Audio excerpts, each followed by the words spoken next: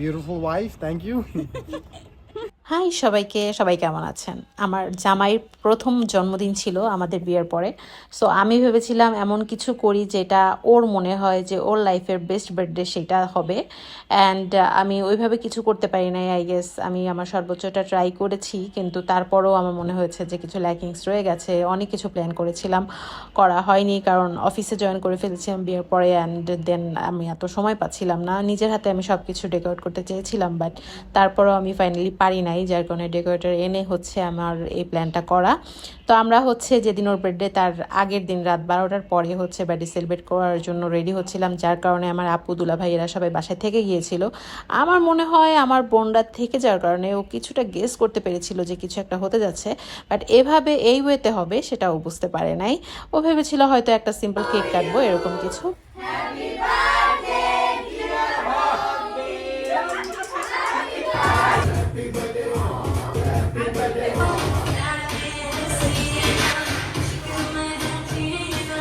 সবার অনেক রিকোয়েস্টে আমার একটু বাধ্য হয়ে নাচতে হচ্ছিল, যদিও আমি অনেক শাই ফিল করছিলাম।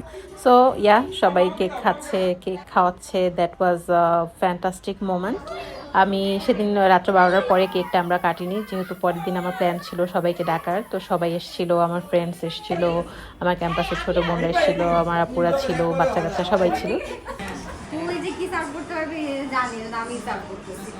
মিট মাই ফ্রেন্ড নূপুর, ও আমাকে খুব ভালো জানে, যার কারণে আমার বাসায় ও নিজেই সার্ভ করে নিচ্ছে এবং সার্ভ করে খাওয়াচ্ছে, কারণ ফ্রেন্ডরাই ফ্রেন্ডদেরকে ভালো মতো চেনে। আমি আসলে সার্ভটা ওইভাবে করতে পারি না। সো খাওয়া দাওয়া পর্ব শেষ করে আমাদের সবচেয়ে মজার পার্টটা ছিল হচ্ছে আমাদের তারাবাতি জ্বালানো এবং হচ্ছে ফানুস উড়ানো, যেটা আমরা রাতে ছাদে করি। এই পার্টটা অনেক বেশি এনজয়েবল ছিল, বাচ্চারা অনেক বেশি এনজয় করছিল, ইভেন আমি অনেক বেশি এনজয় করছিলাম। বিকজ আমার তারাবাতির সাথে একটা ভালো মেমোরি আছে। আমি ছোটবেলায় সবে বড়াতে হচ্ছে তারাবাতি জ্বালাতাম সব ফ্রেন্ডসদের সাথে আমাদের রাস্তায়, অ্যান্ড হচ্ছে আমরা পুরো বাসায় হচ্ছে মোমবাতি জ্বালাতাম। সো ওই দিনটাতে আমার ওই ছোটবেলার মেমোরিও মনে পড়ে গিয়েছিল। সো ফাইনালি আমরা এখন ফানুস উড়াবো, এবং আমরা যারা ক্যাম্পাসে পড়াশোনা করেছি তাদের কাছে রেগুলার আমরা অকেশনে ফানুস উড়াতাম, যার কারণে ফানুস উড়ানোটা আমাদের কাছে যতটা নর্মাল, আমার হাজবেন্ডের কাছে ওরকম ছিল না, কারণ ওর লাইফে নাকি এটা ফার্স্ট ফানুস উড়ানো ছিল, যেটা আমি শুনে খুবই অবাক হয়েছি। তো এইখানে চৈতি, আমার ক্যাম্পাসের ছোট বোন, ও ফানুস উড়ানোতে খুব এক্সপার্ট, যেহেতু আমরা ক্যাম্পাসে প্রচুর ফানুস উড়িয়েছি। সো ও আমাদের হেল্প করছিল ফানুস উড়ানোর জন্য।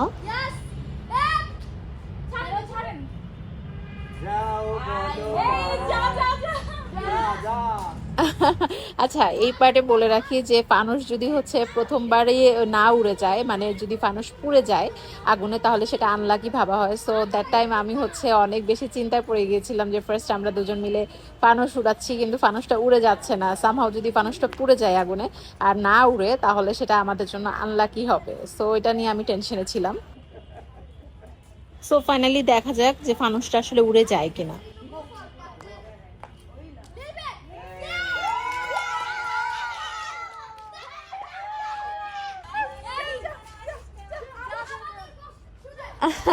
যাক বাবা, বাঁচা গেল, ফাইনালি ফানুসটা উড়ে গিয়েছে। ওয়াও, অনেক সুন্দর লাগছিল দেখতে। অ্যান্ড যদিও এগুলো আসলে কোনো কিছু বিশ্বাস করি না, টোটালি এগুলো মিথ, বাট ফানের একটা অংশ ছিল এটা। How was your birthday? It was good. I had fun. Thank you for everyone for arranging it. My beautiful wife. Thank you. Thank you. Thank you for having patience. Thank you, Ritu. Welcome. Thank you, Choiti, for coming and helping us. আর কি বলবো? ওকে, আমার husband তার বউকে beautiful wife বলেছে, thank you বলেছে, এর থেকে আমার আর বেশি কিছু লাগবে না। অ্যাকচুয়ালি প্রত্যেকটা ওয়াইফ তার হাজব্যান্ডের কাছে খুব বেশি কিছু আশা করে না, জাস্ট একটু অ্যাপ্রিসিয়েশন, তাই না?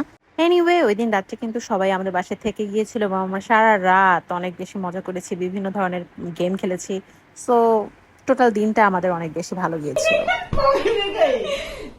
তো এখন পর্যন্ত যারা আমার সাথে আছেন সবাইকে অনেক অনেক থ্যাংক ইউ। আমাদের জন্য দোয়া করবেন, সবাই ভালো থাকবেন, দেখা হবে নেক্সট কোনো ব্লগে। আল্লাহ হাফেজ।